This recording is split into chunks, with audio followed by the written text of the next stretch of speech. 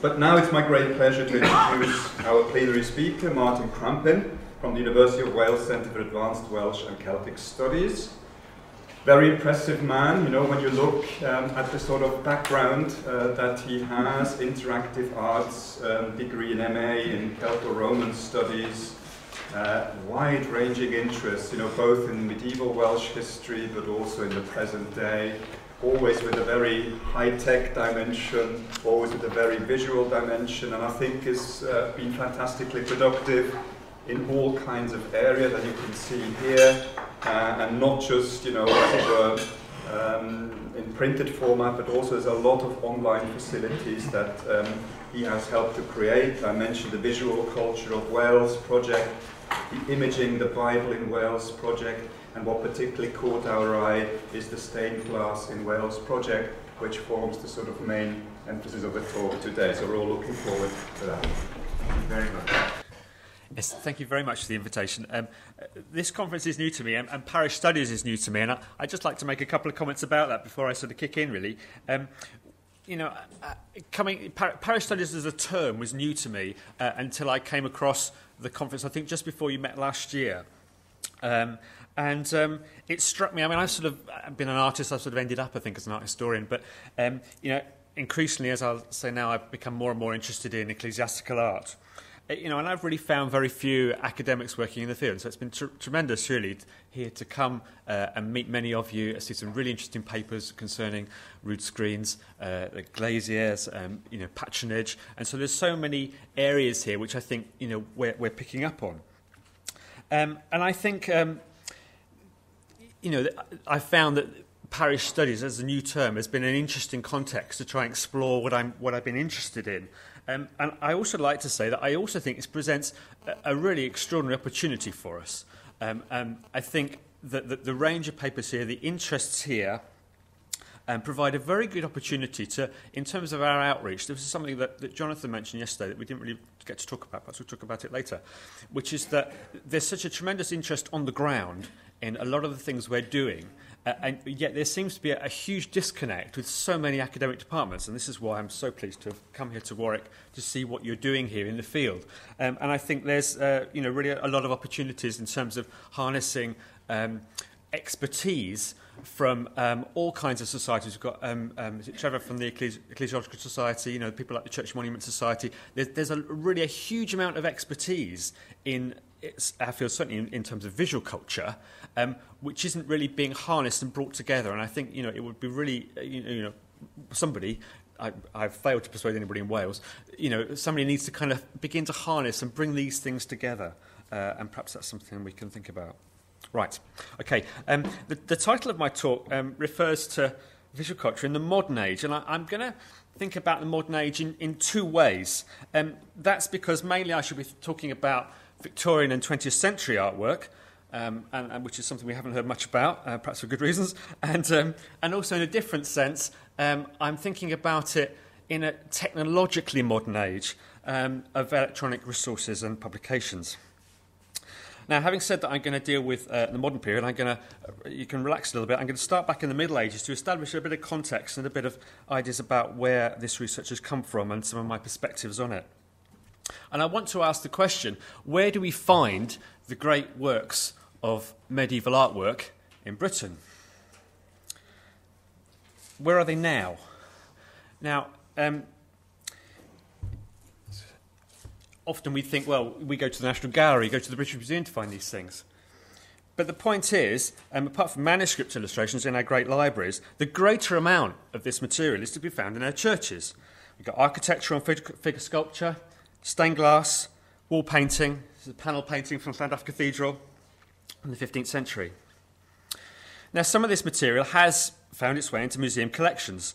But this is something that an audience here will, I think, will appreciate better than most. But to find the best medieval art in England and Wales, you've really got to find yourself in provincial cathedrals, parish churches, all the way from Cumbria to Kent, or from Anglesey to Norfolk. In situ, I think that these treasures sort of democratise our medieval art right across the country. There are situations in other countries where, you know, these things have been taken out, looted, if you like, for, you know, now to be found, or liberated, if you like, in museums and galleries. but they're brought out from their original context, out of their devotional context in churches.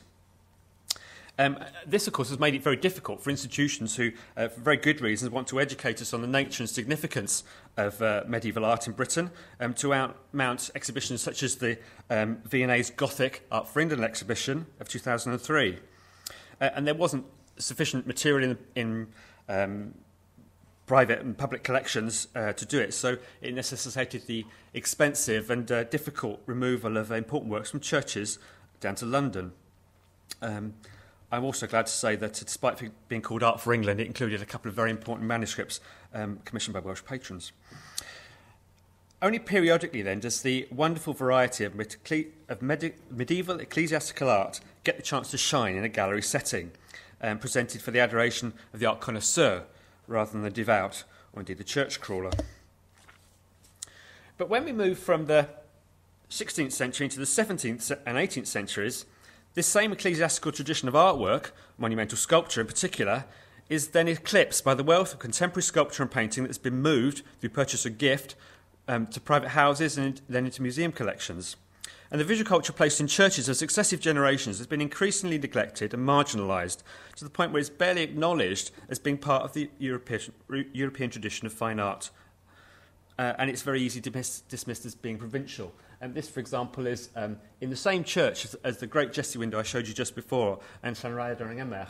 And this sculpture is by a local sculptor, Robert Wynne, producing beautiful Baroque work. But this isn't sort of part of the story of Western art. Now, this has taken place in the context of the rising preeminence of painting. And it's no coincidence that painting is more easily commodified, transportable, and therefore much easier for museums and galleries to store and display, and for dealers to buy and sell. The trend continues today, so the copyright law, for example, offers much greater restriction on the reproduction of graphic works in a way that does not protect the work of a sculptor, weaver, or a stained glass artist, these works being classified as works of artistic craftsmanship.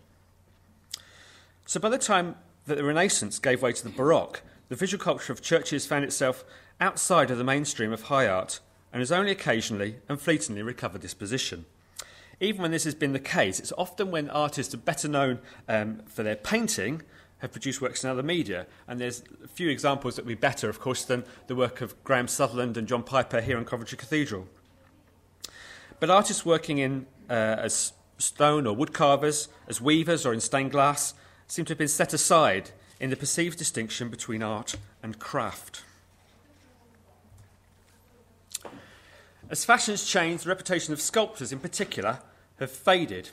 Now, at Llandaff Cathedral, visitors may well go to see this beautiful large triptych by Rossetti, and perhaps also the examples of stained glass made by William Morris's firm in the 1860s and 70s.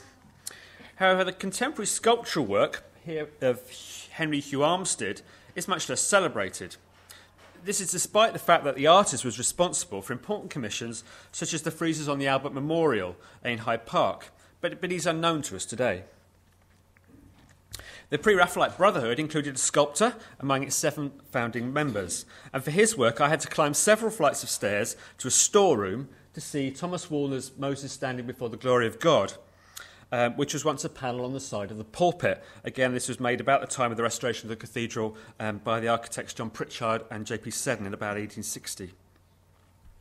So together with this altar frontal, which was made by Jane Morris and her sister Elizabeth, it's here in Llandaff Cathedral, rather than any museum in Wales, that we find the best collection of Pre-Raphaelite art in Wales.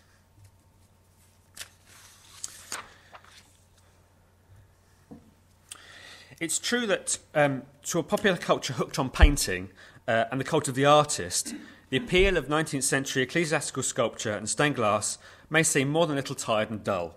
And I hope that in this session I can throw a little more light on the vast and varied visual culture in places of worship from Wales from the 19th and 20th centuries, which I've encountered over the course of a series of research projects while based at the University of Wales Centre for Advanced Welsh and Celtic Studies in Aberystwyth. I don't think I'm alone in the field in having been initially drawn to medieval art when I've been going to churches, where before I think I might have ignored many stained glass windows in pursuit of medieval stone carving. I've now got to a point where sometimes I'm more interested in an 1880s window than I am by a 14th century corbel. my own journey really began when I was employed on the Visual Culture Wales project, which was run from the centre in 1996 until 2003. The intention of the project was to publish a 3-volume series of books outlining the history of visual culture in Wales from the early period up to about 1960. And I worked on the project and the accompanying set of CD-ROMs in particular. That was my main responsibility, and presented it in what we tried to do in a more imaginative way. We had a lovely problem where we had a beautiful book, but the conditions of our grant, interestingly, required us to make electronic versions of it. So having started with a beautiful book, we then said, well, what do we do electronically to make something more? And we did this, hopefully very successfully on the CD-ROMs, which won awards, I have to say. So, the project was led by art historian Peter Lord, who developed an approach to art history in Wales which was more attuned to what there was in Wales rather than what was perceived as being missing. What previous writers had not found in Wales, that which fitted neatly into the established story of a European art tradition, led writers such as David Bell to conclude in his book The Artist in Wales that at no time, since the Norman Conquest at any rate, has the Welshman had any visual artistic tradition. Demonstrating a similar position, Wyn Griffiths, who was the chairman of the Welsh Committee of the Arts Council of Great Britain, stated in 1951, "So much for the past. No patron, no critic, therefore no painter, no sculptor, no Welsh art." And David Bell kindly excused the Welsh. "A small peasant people like the Welsh," he said, cannot provide the conditions in which the crafts can be found on any but an elementary level. Wales lacked the patronage, in essence, he went on, to provide for the great painters, the fine cities, handsome books, or beautiful stained glass. And this was the accepted position in Wales, concerning the period up to the 1950s at least, until the 1990s. There was no Welsh art. Now, avoiding the cliches or excuses of Wales being the land of song or of an almost puritanical religious nonconformism, the publications of the Visual Culture Wales series look not only to the Welsh material in the main public collections and to the few Welsh artists who have made their names in London, Paris or Rome, but to work in municipal and private collections to trace the visual arts of Wales. A continuum stretching from ephemera, popular prints, ceramics, sculpture, to photography and film, as well as painting and drawing by amateur, artisan and academically trained artists. We also found plenty of patrons. Going back to the medieval times, we found the patronage of people like William Herbert of Raglan and John Donne of Kidwelly back in the 15th century. And then if you go forward to the 18th century, you've got Sir Watkin Williams Wynne, based up in North Wales, great patronage in London as well as up his home up at Winstay. But there was also this broader visual culture, which in many sense was beyond what we might normally call art, and a great amount of material that had rarely received any scholarly attention, and it readily spilled over the pages of the book onto the larger canvases of the accompanying CD-ROMs. This is a screen from Imaging the Nation, the middle one.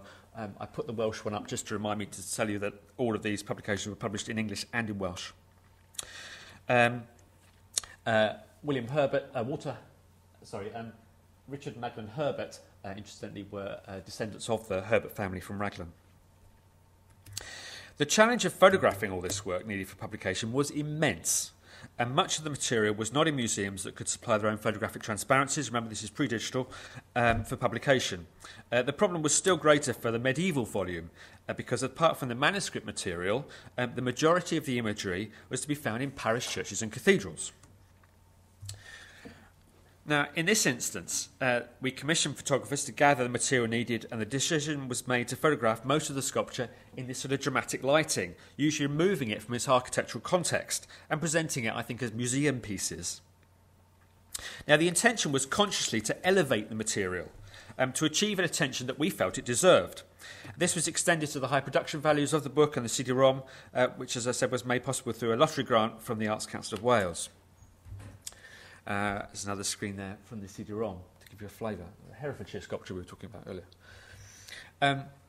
Now, so subsequently, on my own travels, the work and the photography caused some surprises. Now, this head in the centre here was one that Peter always used to use in his lectures. And he used to say, "Where's it from? Where's it from? Where do you think it's from?" People say, "Oh, it's Aztec or African or something." He said, "Oh, no, it's Pembrokeshire. Pembrokeshire." I think a couple of years ago I went to the same church, Castle Martin, Again, not in pursuit of this, but in pursuit of some 1850s glass by Hardman and Co. And so, of course, I wanted to find this head. But what I found was this. It was eventually I found this. I walked around the church 2 or 3 times before I eventually found it at the eastern end of the north aisle. This is it. And this is the same picture. Now, it's my contention that effective photography is a recreation, if you like, a rediscovery of that which is already all around us, and yet somehow we seem to have lost. Now, that's a big thing, and that's another paper, but keep that one in mind. Now then, back to the modern age. The Visual Culture Wales project was brought to an end in 2003, although a related research project received an AHRC grant for a 3-year programme in 2005. The Imaging the Bible in Wales project was led by Dr Martin O'Kane at the University of Wales Lampeter, although it was really conceived together with myself partly and with my colleague Dr John Morgan-Guy, who worked with me on the medieval material in the Visual Culture Wales series. Our intention was to research and interpret art that related to the biblical narrative in Wales, focusing on the period 1825 to 1975. And the project continued in a similar vein, in as much as the extensive field work and new photography was undertaken to gather material for the project, and we retained our really quite broad interpretation of visual culture, which I think is fundamental. Again, we searched museum and library collections for examples of biblical art, but at the outset we saw the potential of researching artworks in places of worship, which we felt had received hardly any scholarly attention. The 19th and 20th century artwork in churches and chapels was a primary focus of our fieldwork, and it really marked the beginning of my own serious interest in the subject as I worked as a photographer and researcher on the project. During this project, we built up a database of work that we were recording, and that was made available at the end of the project in 2008. And this was augmented in 2010 by a book of edited papers on the table here, edited by my colleagues Martin O'Kane and John Morgan-Guy, called Biblical Art from Wales. And there was my own DVD-ROM, which is included in the book, and there's also the online database. Now, the DVD-ROM links directly onto the online database, so we kind of tried to create a sort of coherent package of print, electronic, and online electronic, if you like. And again, we were very concerned with the production values, aware that in order to draw attention to this material, again, this is our primary purpose, we want people to see this, we had to pay very close attention to the way in which the art was presented and interpreted. Now, you've been seeing a few of these. This is sort of a taster, if you like. I'll take you into just one theme, which will give you a flavour of what we were trying to do. Of course, bear in mind that we weren't just looking in churches and chapels, although that was a big part of it.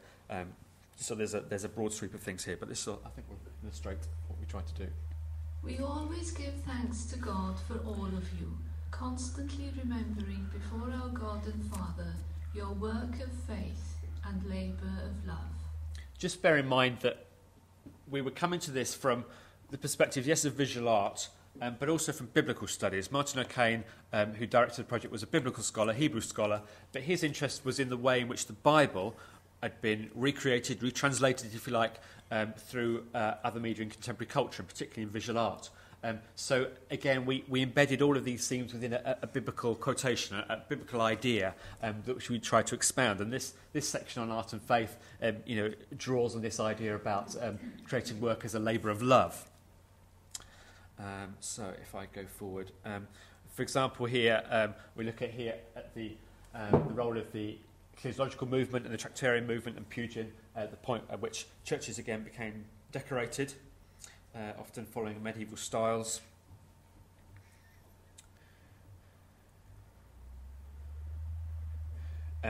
Here's a supreme, sublime example of this up at Pent Robin, just outside Harden in North Wales. This extraordinary church was decorated by a single man who was a curate. This is what the ecclesiology... Today we are about to introduce our readers to a monument of clerical art so remarkable that we almost regret that its distance from London, lying as it does just within Wales, must always be an obstacle to the influence which its example might otherwise carry. The resident curate of this church, Mr. Troughton, has for many years made it his labour of love to decorate it with his own hands. Every window is filled with painted glass, designed and burnt by himself, comprising subjects on prosaic grounds of a very creditable execution, resembling Mr. Wales's better productions. So here I can just show you a few additional images of it. There's a plaque at the back of the church laid by Gladstone in 1898, which records that Troughton did all this work at no point to the detriment of his parish duties, he was eager to point out. But my goodness, I mean, what was he doing? I mean, he did this over a period of, perhaps 10 years. He's copying Overbeck and the Nazarenes, Peter Cornelius, in some of these murals. This is examples of the glass that talks about. Some of the enamels fading on the north wall a little bit. Good examples of it. So here we've got a roof screen with the apostles on. The altar. It's extraordinary. There's, I think this is a copy of Peter Cornelius, does it say? No, it doesn't say. Okay, got little captions there. It's a direct copy of a painting which is lost, I think, in the Second World War. He carved all these angels, did all the stenciling. Extraordinary work. Oh, there we are, there's them. Right. So, what else have we got? We've also got the example of people like glassmakers Morris, Burne-Jones, C. Kent in particular, people who initially went to Oxford to train for the clergy, of course. The idea soon wore off for Morris. But again, seeing their work as very much a labour of love and in terms of a religious devotional work, really. And Kemp, I think, still sort of had that in mind. This is some examples, more clerical art. Joshua Stansfield, is it? Down in Whitebrook, Reredos, painted there by the curate in the 1890s. This is a church which is now closed. I can't tell you what's happened to this. It probably has been destroyed. And here we've got J.D. Davis down in the Gower, primarily as a wood carver, but we think he probably painted this as well.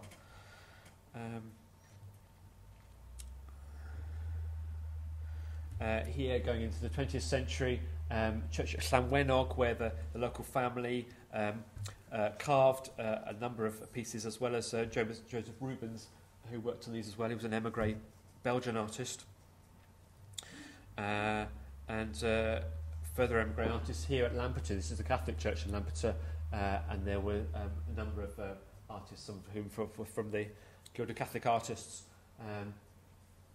This is notable because we were told, in fact, that the figure of Pontius Pilate is actually a portrait here.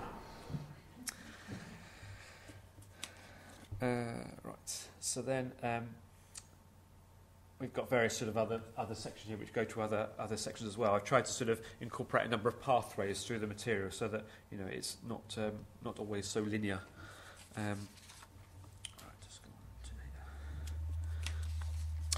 So again, looking at the section on patronage and the impetus for memorialisation through the commissioning of works of art, or indeed for the building of whole churches themselves as memorials, such as here at Brythdeer, where the church was in memory of Charles Tooth, who's depicted on the altar frontal here, in a beautiful work by Henry Wilson. Very difficult to photograph, hard to see, isn't it? And then we've got Llanfair Cylgefin in Monmouthshire, again a whole set of sgraffito panels by Hayward Sumner, which are really quite remarkable, totally unique in Wales. Now then, there's a question of context here. I talked a bit earlier about the images in the book, which were sort of divorced from their context. Now, with the aid of the database, we can unpack that. So if I... Oh, what's happened there? Okay, it's gone into... Sorry, I think the computer's directing a little bit slowly. It's taken me to another section, which I was going to show you, but to do with imagery or portraiture in these works. Let's wait for this to come up now. It's there. So this is the online database, and what you can now see is you can see the panel there, but what we've also got is a number of... We've got no cursor. Yes, we have got a cursor. We've got a number of scenes here, so we can look at it in its own context. We can see other details of it. and we can then go to the church and see, well, where is this church? So we've got a Google map, picture of it, various links. So, for example, this is in a ownership of the Friends of Friendly Churches, so we can visit their site. And we've got things like the Royal Commission's Covline site as well, which gives us more information about some of these things. And we've got other items there as well. So, for example, here we've got a really quite extraordinary pulpit, again made of copper. So what else have we got down here? These things are all subject indexed. There's bibliographical references here, and my colleague John wrote a whole essay on this particular pulpit and the image, just the grapes imagery on it. I haven't got time to go there now, but so there's this sort of all this other context, if you like, that you can look at. So, for example, we looked at there are no other works by Henry Wilson. We looked at the church. If we're interested in subject matter, again, subject matter was a big driver of this. And, if you want to look at other things, then we've got a selection of other things on the database linked with that theme. In this case, the vine or the Eucharist. Something rather more humble. This is a window, east window of St John, Glandifaith. Again, another church is now closed. I doubt this window will survive. There's other things there. Okay. So the database really afforded us the luxury, if you like, of being able to publish hundreds of additional images that didn't neatly fit into the narrative of the DVD-ROM or the themes in the book. And of course, this was something that was just totally unimaginable 15 years ago when we worked on the Visual Culture Wales books. And of course, again, the convenience, the ease of digital photography helped us considerably. And we were able to publish over 3,000 images on this database at the end of a 3-year project, which was about this, we gathered about that number of images for the whole of an 8-year project on the Visual Culture of Wales. And I was struck by how little crossover there was between the two projects. Now, if you've got a history of art in Wales, 3-volume history of art in Wales, you think you've got quite a lot of stuff, yeah? Well, I would say in the 3,000 images that I put online here, there was only about a dozen images that crossed over. So why is that? Well, in Medieval Vision, in Medieval Volume, we naturally looked to churches to find medieval art. It didn't occur to us to look for art in churches in the 19th century, the 20th century. And therefore, we'd sort of opened up this whole new world, if you like, of visual art within a sort of small part of a nation's art tradition. In fact, there was just a single screen on the middle CD-ROM, Imaging the Nation, which had images of the Epstein Majestas and the Piper windows in Llandaff Cathedral. That was all there was. So out of that, we've managed to gather a great amount. And other sort of problems were resolved as well. For example, when we dealt with gentry patronage, particularly painting, on the CD-ROM again, I remember Peter coming in to me and said, I can't find gentry patronage in the 19th century. It's gone. I've got no examples of it, nothing there. And of course, what were the gentry spending their money on in the 19th century? Well, they were building churches. They were putting in stained glass windows in memory of their family members. And this is, a whole area that we sort of managed to pick up. For example, I mentioned the restoration at Llandaff Cathedral by Seddon and Pritchard. Well, Pritchard was a diocesan architect down in Glamorgan. His church here at St Catherine Baglan is, really one of his masterpieces, really. This was, interestingly, at the expense of his cousin. So again, the church was commissioned, no extent spared.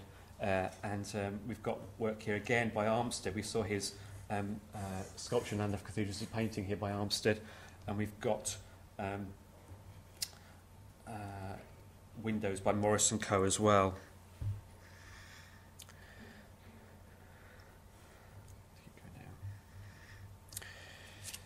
So here. If painting is your thing, of course, we can do that. So, for example, if we put in, we have a way of searching different types of works here. So if I put in painting, and I have a location as well. Let's get a few things here. I'll show you this one. This is a Reredos in St Mary, Monmouth. And our experience of it was really quite interesting. There'd been something going on in the church. I wasn't quite sure what it was, but there was little ladies about, there was flowers and things. But anyway, we went there, we came to photograph this thing. And at the end of the chancel, you've got this big black rectangle. And in fact, the rector was saying, oh, you know, it's so dark. And we come to look at this because we'd seen a reference to it. Oh, you know, it might kind of, you know, hide it away somewhere. You know. And so I went out to the car and brought the studio lights in and put them on either side and switch either side. And there was almost a gasp in the church. And they went, gosh. And some people went off to find their digital cameras to get photographs of it. These are parishioners that had never seen it. It was just black. You know, it really struck me. Again, these things are in our midst, and yet we do not see them. And so that's a particular example of that. Right, I'm going to try and go back to the slideshow now. Okay. So it's when visiting these places of worship for the Imaging Bible in Wales project that I began to record stained glass. And it's something that we identified, sometimes we identified churches that had significant or unusual examples of stained glass during the Imaging of the Bible in Wales project, such as Burne-Jones' window up at Harden in Flintshire, his last work. This is Theodora Salisbury's Adoration of the Magi, beautiful arts and crafts work of the 1930s in Monmouthshire, and things like modern works like Hugh Easton's Christ in Majesty in Roath. If you want a picture of that, I suggest you go to Holy Trinity in Coventry for a better version, I have to say. But it was also when visiting churches, when we weren't specifically looking for glass, that I found it all the time. So, for example, we went to look at this Martin Travers Reredos, which you can't see very well here, but of course above it you've got a big east window by A.L. Moore, and there's about 4 other windows in the church there. Other examples of that, for example, I went to see St John the Baptist in Newport, where there's a lot of painted work, a beautiful set of painted Stations of the Cross by A.L. Henderson, who's a pupil of Comper, and again you've got work by Kemp & Co. There's a Comper window there as well. So, you know, I'm sort of coming across these things all the time. And similarly, when we visited churches to photograph important biblical stained glass, such as this, again, the last great work by Wilhelmina Geddes in Lampeter, I was encountered a church which was full of glass, dating from 1875 onwards, and including, you know, good and bad. This is Robert Newbery of 1901, the commission to Peter. I should come back to Robert Newbery later. So therefore, I found that I was sort of inadvertently recording stained glass faster than any other medium. And I soon began to record not just biblical work, but also non-biblical saints and subjects. And I think it was also while working as a designer on the project that I became very conscious of the visual power of stained glass. And I think I gradually, you know, I found myself overusing it. I might say, oh, there's too much stained glass on that leaflet. You know, I found, you know, on the website, I had to take it off. So I was sort of embarrassed by riches, if you like. And having tuned into stained glass while working on the project, I saw the potential of developing a new project purely interested in stained glass, drawing on both my archive of images and the technical infrastructure that we developed in the database. I'd already started to go out of my way to find stained glass, habitually calling in at churches, even when our initial research, which was principally the Pevners, of course, Britain's Wales series, you know, to sort of see, you know, is there anything there worth having. And this is an example of that, where I called in at the Catholic Church in Colwyn Bay and found a beautiful set of windows by Harry Clark Studios in the 1920s, totally unmentioned by Pevsner, and you know, subsequently they were picked up and they were included in the book in Nicola Gordon-Bow's chapter on Harry Clark Studios and Wilhelmina Geddes. There's other work by Clark Studios here at Pantasaf, where these are non-biblical figures, so again, you know, I began to pick these things up as I went along. So, with our technical consultant, Nigel Callaghan, who we approached to develop the Imaging of the Bible in Wales database, the underlying structure of the database was sort of changed to facilitate the coexistence of multiple data sets within a single database, so then they could be published to create discrete websites. Let's see what we've... So we go back to Baglan, for example. We can then click to go to the stained glass catalogue. Bearing in mind we've got sculpture and painting on there, whereas on this, we have another couple of non-biblical windows, but no sculpture and painting. So So anyway, so we've got this catalogue which shares all of the biblical windows, obviously, recorded for the Imaging the Bible in Wales project, but there's also common information about designers, site details, bibliographies and things. And I managed to get funding to work part-time over a series of contracts between October 2009 and 2011 to augment the material. And during this period, a number of windows in the database rose threefold to give what is now, I think, the largest online photographic collection of 19th and 20th century stained glass that I've come across. There are currently well over 2,000 images listed, windows listed, and there's about 6,000 images or so. I also paid particular attention to filling in some of the gaps that I perceived in the catalogue, and this included material outside of the project dates, which we set, of 1825 to 1975. So I then went and photographed and added examples of medieval and imported continental glass, and of also some more new work made in the last 30 years. And this was particularly important because in Swansea, we've got the Swansea Institute where there's a course teaching stained glass, which is internationally important, and there's a number of architectural glass artists who are sometimes still based in Wales or moved away, and they've got work in the locality. So people like Graham Jones and Kümin Kajiwara, as well as Alexander Belashenko and Amber Hiscott, who trained and are still based near Swansea. Let's have a look at put in.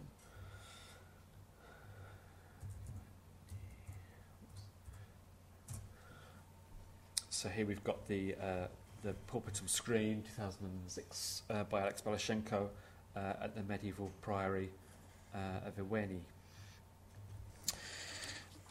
So, as I showed you, in recognising the different stance of the two resources, we enabled them to be accessed from each other, and so that you could go between the two different sorts of data. And I was also very aware of the context of other databases, online databases, and I wanted to make as part of that. For example, I talked about Covline briefly. This is the Royal Commission's Covline site, which is much more of an architectural resource, really, giving site descriptions and details of more on images in this case. And then also this being a monastic site, linked to Monastic Wales, again another project that I worked on a little while ago. Monastic Wales, looking at obviously monastic sites in Wales. So again, you're trying to sort of locate, a broader context for those. That's open in the same window as well. So then in North Wales, let's have a look at Derwen.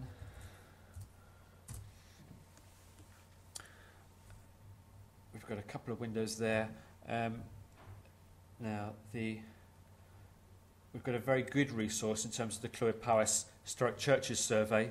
So again, a lot of North Wales churches have got links to that resource. Again, you've got very detailed architectural information provided here.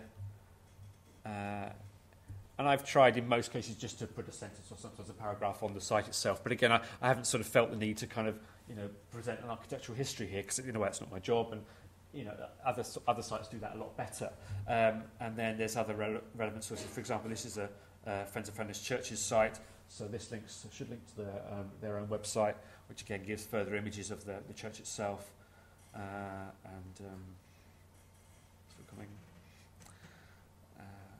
And then again, I've linked to the architects as well. Sometimes there's very brief notes on the architects as well, so it'll take a bit of a while to load.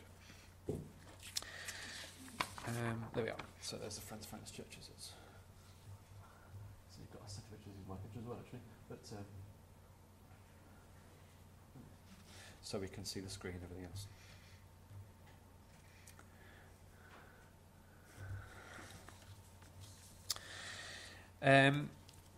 Now we've got another set of links at the top, some general links, which I think are worth mentioning. For example, I've got some sites here under visiting where we've got details of church trails and visiting some of these sites.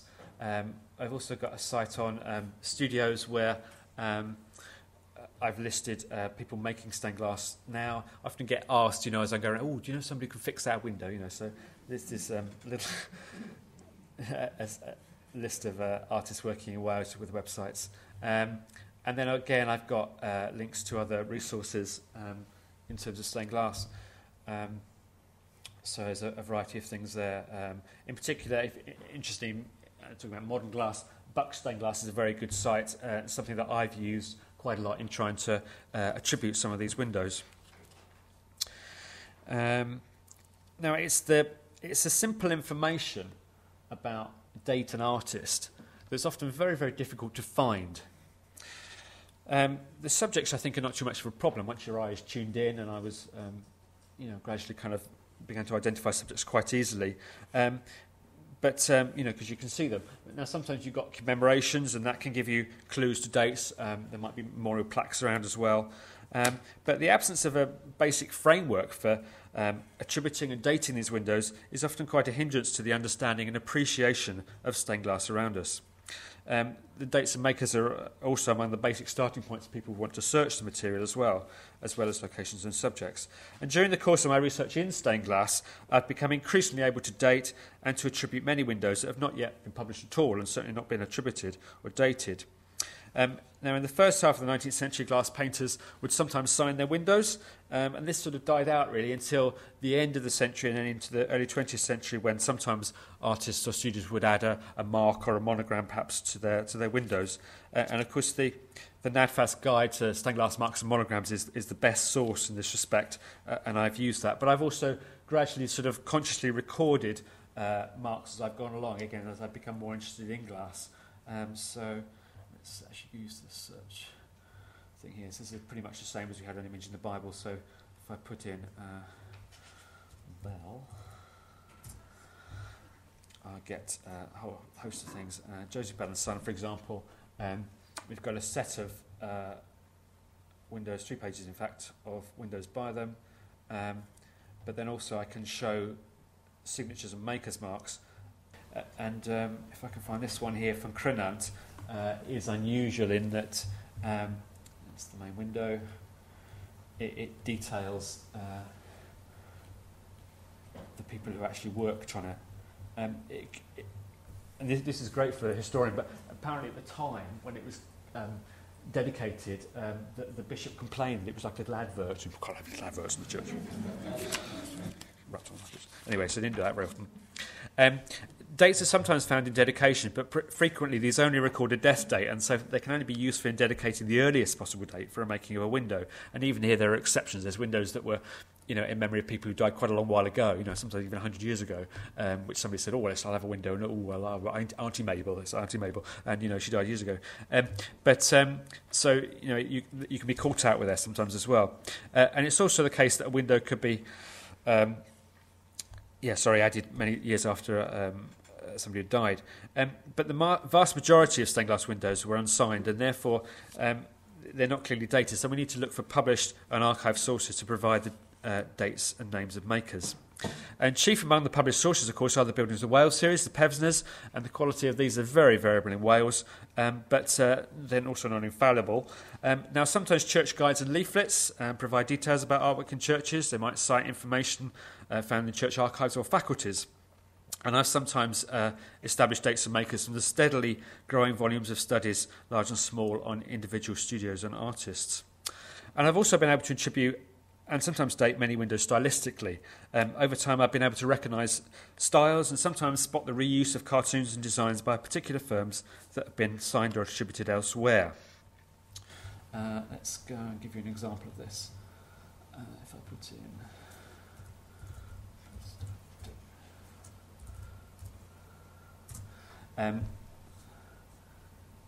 So here, I was fortunate to be put in touch with the church archivist, who was able to tell me that this window was by Burles and Grills, which she identified from the records, made in the 1920s, beautifully painted. Sentimental, I agree, but anyway, so we've got an attribution of Burles and Grills. Now, if I open, I've got open a new tab. Is that one? No, best if I do it.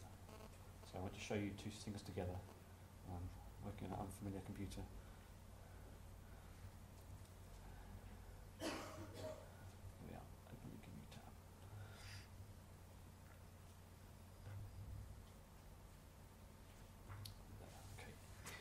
So that window being vaguely in the back of my mind, I then saw it again at Llangatach down in southern Powys. You get that feeling, oh, I've seen that before. So just to compare the two, there's the one, just going to the bottom. Notice you don't have you've got these diamond quarries at the top, whereas here we've got nice backgrounds. Now the interesting thing is this is 1880s, the other one was 1920s.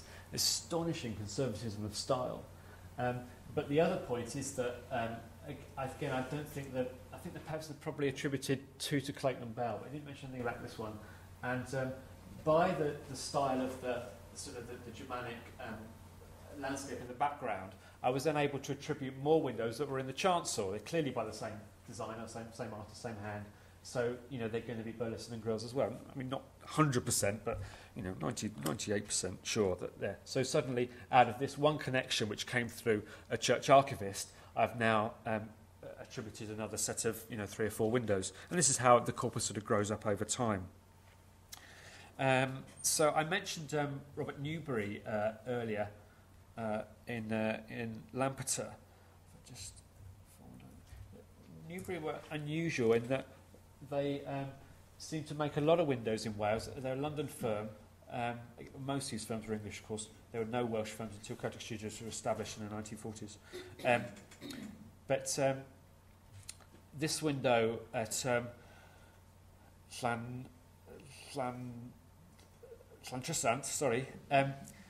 same thing again. I've seen this before, and I managed to find that the St George over on the left is repeated. I found him again at St Isles down in Pembrokeshire, among a number of attributed Newbery windows. And then, having attributed this window, I was able to attribute another window at Glasbury, where I've got this panel, which is a single light window, which is a Boer War memorial in Glasbury. So again, I've got another window. And then the figure of St David. Well, I found that again I recorded previously at Llanfair Llyndythorn in mid Wales. And then again, I've got the same figure on the east window at Bishopston, down in the Gower. And then I've got this same figure, not as a knight, but the same figure at the foot of a crucifixion. So they've reused this figure, probably, they've lifted it, put it on a different design. So, and then again, the left-hand light at Bishopston has got a figure which is St Taylor, and that St Taylor is the same cartoon is reproduced again at St Isles, down in Pembrokeshire, but instead of St Taylor, he's now St Elvan. These are they're figures. What do they look like? Well, it's another question.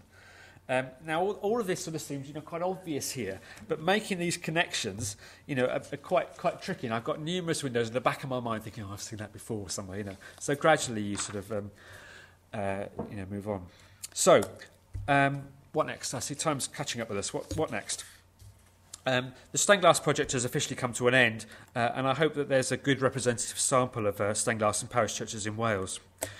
There's many further dates and attributions that need to be established, as well as much more material that needs to be gathered, and there's a lot of ongoing archive work there, which ideally should be done.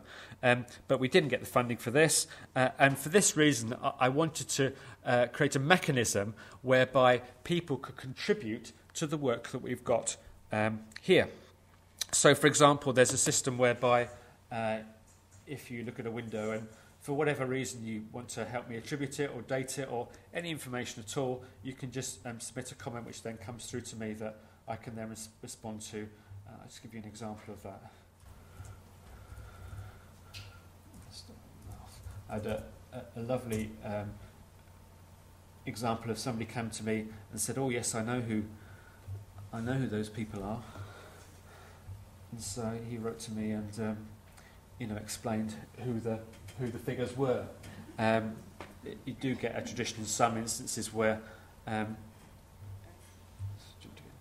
you get portraits, particularly this firm Warden Hughes in London.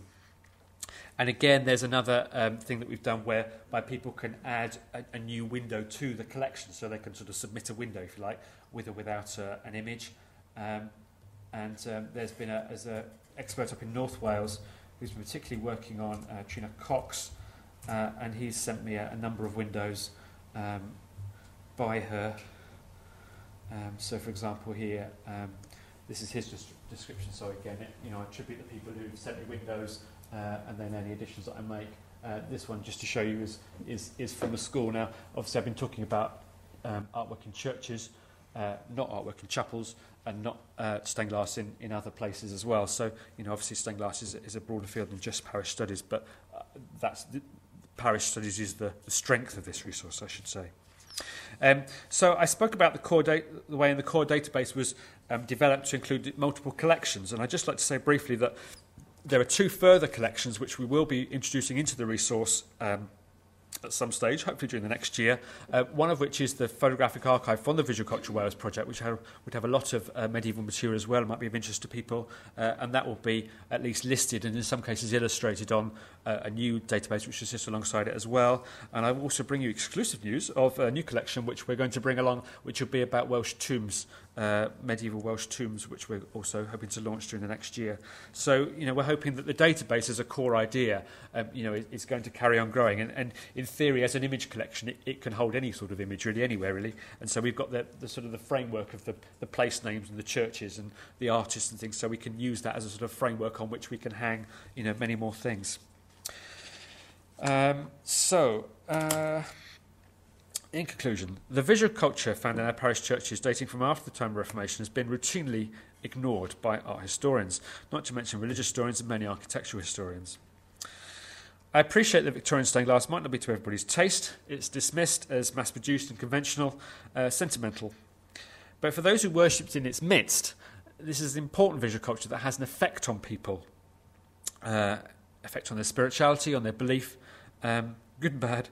And by opening our eyes to this visual culture, we begin to find that there's whole galleries of visual art that lie unappreciated and unnoticed in many communities across the whole of the country. But it's a visual culture about which we know very little. If you ask many people if they've got any stained glass, they say, oh yes. What's it like? Oh, it's wonderful. What's in it? Oh, I don't know. We saw a fantastic east window in church in Grangetown in Cardiff, where it was a fairly standard crucifixion scene, figures of saints, 4-light window in each of the 4 lights below. There were 4 scenes from the First World War. It's a First World War memorial. So you had, one with the Navy, and there was a little scene of the trenches. He'd been there the vicar had been there for 30 years, and he'd never seen it. It just didn't see it. And this is what we have with stained glass. Now, I realise to say people don't know about their glass. It's a very big generalisation. It's a real joy to come across well-researched, good little leaflets in churches which talk about their stained glass or carving and other artwork. Even if it's just a little A4 sheet, it's really very exciting.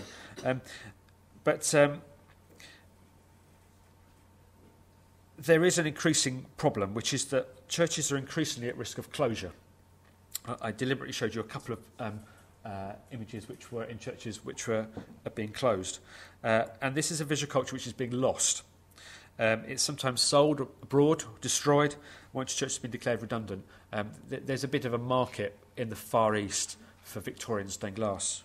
You'd be interested to know. And of course, some cases, churches move their glass from one church to another, but this can be really quite expensive, and particularly if you've got a church window which is high up and you've got scaffoldings involved, it can be almost as expensive as commissioning a new piece. So, Victorian wall painting, I think, is also something which you also need to concentrate on. I think that I have a feeling that Victorian wall painting is almost as rare as medieval wall painting in Wales. It's still being whitewashed today. I've come across examples where it would, oh yes, we painted that over last year, So there are all sorts of examples where artwork is at risk. And if we're to recognise the importance of this visual culture, wall painting, stained glass, sculpture, we need to understand much more about the artists who made it, its meaning, its purpose in the church. And it's my hope that the work we've done in Wales will help in this process, both within Wales and also beyond. Thank you.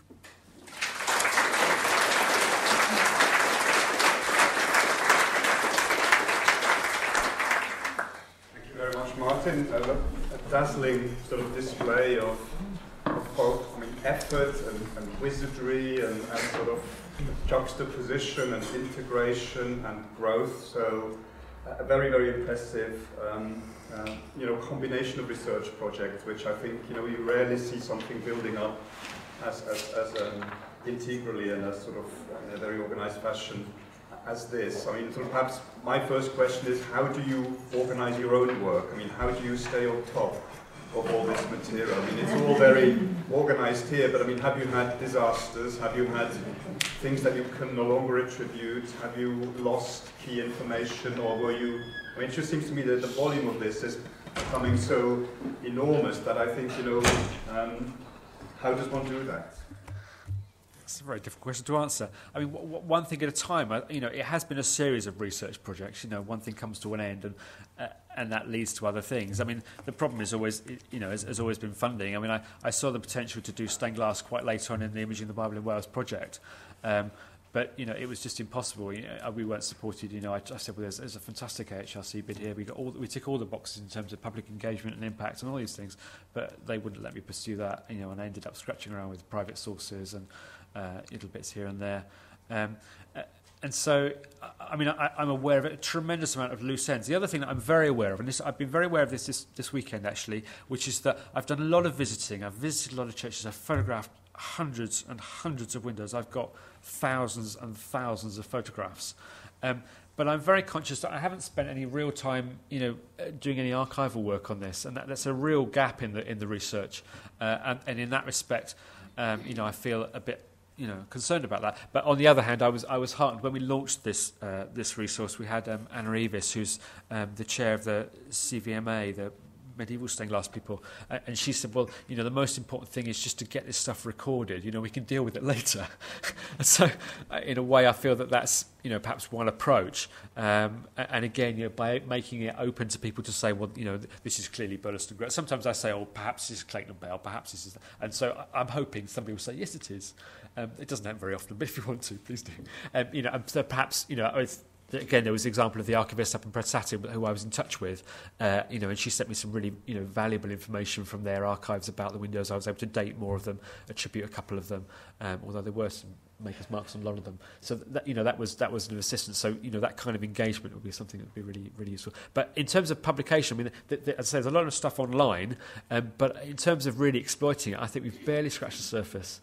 I mean, we've got this Book of Biblical Art from Wales, which has got a lot of stuff, not just from churches, but and so I am trying somehow to write another couple of books, in fact, to get this out.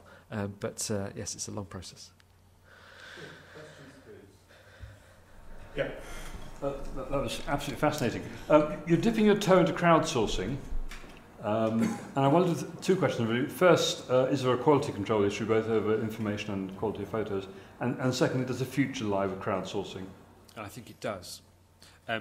What I didn't mention, which links back to what I said right at the very beginning, is Flickr. In terms of stained glass, Flickr is perhaps the best place to look for stained glass. I said mine was, but Flickr may have more. I don't know. You can't search it properly, but the stuff is there. If you want to look up Burleston and Grills, you put it in on Flickr and you get a lot of stuff.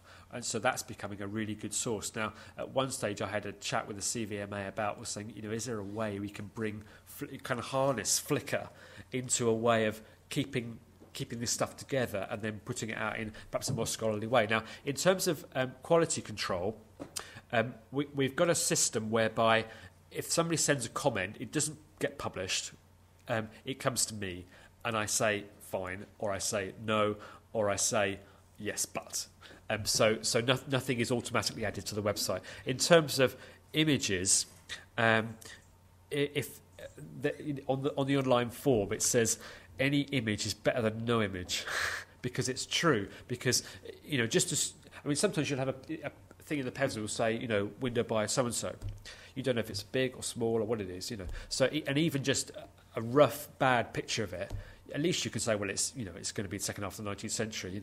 You can make some judgments about it, and of course, ideally, yes. Well, as time goes on, perhaps we'll have better pictures come in. So, in terms of image quality, I don't really mind. I mean, Peter's pictures that he sent to me, all right. They're fine. They're fine, and they do the job. So there we are. Yeah. Can you, without going into a sort of whole technical thing, a few quick tips about how do you actually take a decent picture of a passable picture of a stained glass window? Because sure we all crawl around and it's tricky. Mine are always horrible. The problem with stained glass is contrast. Now, often people say, "Oh, sorry, it's a dull day. It looks lovely in the sunlight," and I go, "Great." If I'm photographing a window on the south wall on a sunny day, it's bad news. You need a dull day, and my secret is I photograph in RAW and do the processing afterwards. I used to stop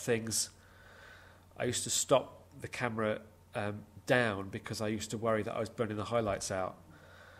But I now stop everything up because I can recover the highlights, but I can't recover the lowlights. So all the stuff I photographed for the first 3 years of the project is not as good as what I did afterwards. And it's all to do with software. Software has improved, so you can get more out of your photographs in a way that we couldn't do, only a few years ago. Yeah.